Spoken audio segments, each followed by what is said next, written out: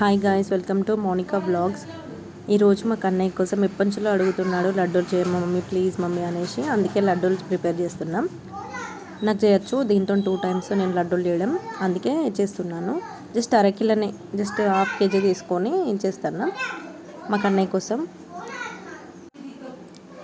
దీంట్లో జస్ట్ ఒక సాల్ట్ వేసి, కావాలనుకుంటే వంట సోడా వేసుకోండి. మేము వేసుకోం మా కన్నయ్య కోసం కాబట్టి.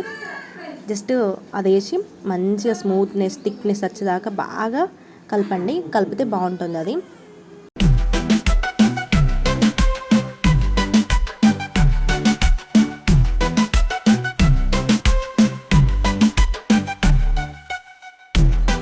ఇలా స్మూత్నెస్ వచ్చేదాకా కలుపుకుంటూనే ఉండాలి.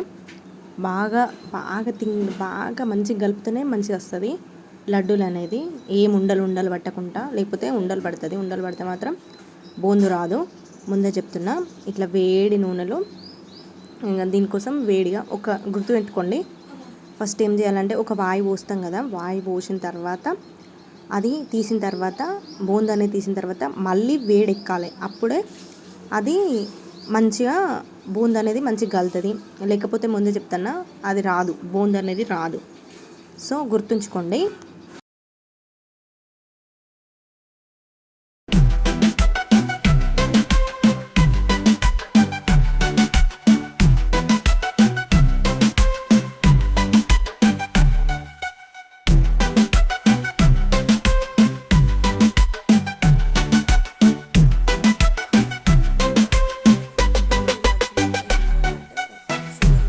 అరకిల పిండికి అరకిల షుగర్ తీసుకోవాలి.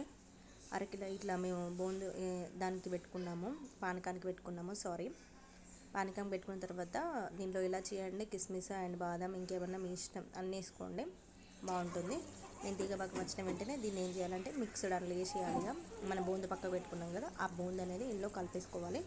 కలిపేసుకున్న తర్వాత 15 minutes ఆగి జస్ట్ దాన్ని ఒత్తేసుకోవడమే. కవర్లో అయినా పర్లేదు, చేత్తోనైనా పర్లేదు. చిన్న చిన్న ఉండలు చేసుకుంటే కన్ఫామ్గా వచ్చేస్తుంది.